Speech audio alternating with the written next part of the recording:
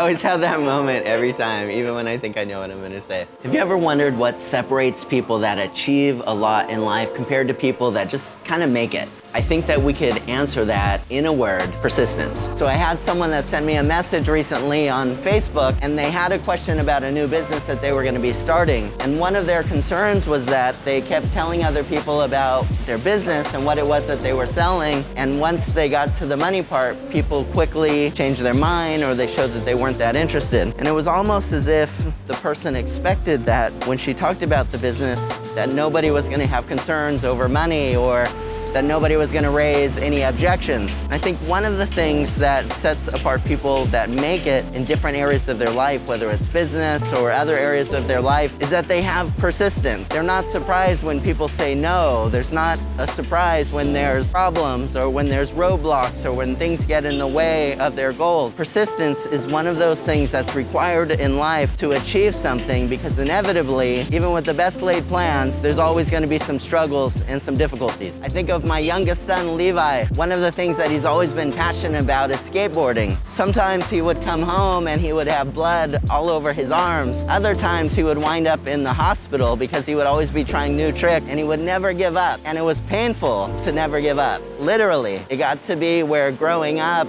the people at the hospital where we went most close knew him by first name, and they started to look at me like I was an abusive parent, or worried that something was going wrong, because he kept pushing himself so hard with skateboarding.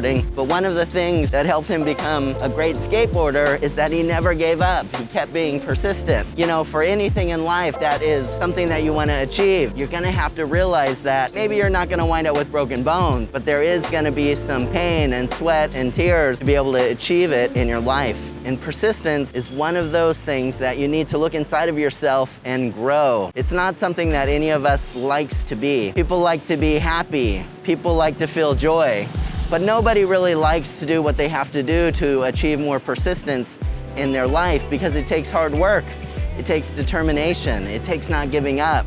It takes pushing through the times where you just want to take a nap, or you just want to follow another path in life that has less resistance. Sometimes you need a bit of persistence with filming, because there's guards that don't like us to shoot down here. I'm not quite sure why. We'll have to figure it out.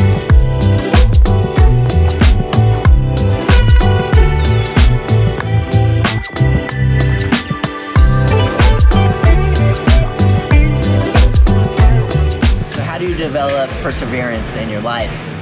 In the 1960s, there was a Stanford professor named Walter Mischel that conducted a series of experiments with young children, and it basically went like this. He would go into a room with these children, and he would ask them if they wanted one marshmallow. And if they wanted one marshmallow, they could eat it right away. But he told them that if they wanted a second marshmallow, that what they had to do is to not eat the first marshmallow while he left the room. And he didn't tell them how long he was going to be gone for. So the cameras were obviously rolling, and he would leave the room, and he would find that a lot of young kids would immediately eat the marshmallow.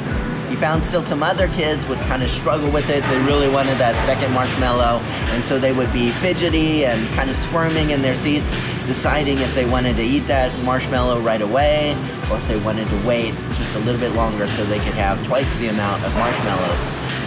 Most kids ate it right away. Some tried their best and then gave in, and still some other kids waited, and they were rewarded after typically about 15 minutes with that second marshmallow. So imagine, most of these kids didn't even make it the 15 minutes waiting for that second marshmallow. The unknown of not knowing when they would be able to get the second marshmallow was just too much.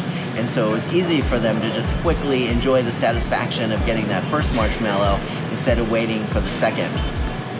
And after this experiment, they tracked these kids throughout life, and they found something very interesting. And that was that those kids that had the ability to delay gratification, to wait for that second marshmallow just for a simple 15 minutes, were also people that in all of their life were much more successful in persevering and in completing tasks required for them to be successful.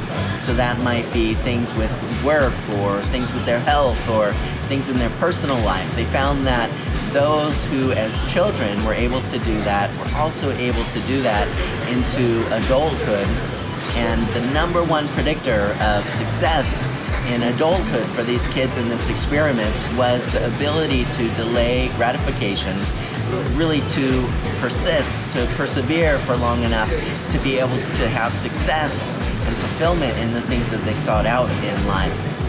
So I think when we look at our own life, when it comes to how do we develop persistence, how do we develop perseverance, it's not just 4 or 5-year-old kids that this is important for, but also for those of us who are adults as well.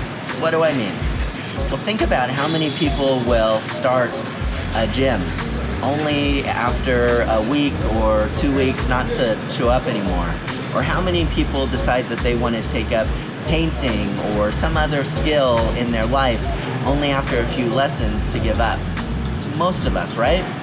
But it's only those people in life who are willing to wait over time and to keep trying and persist and persevere that actually make a success of things.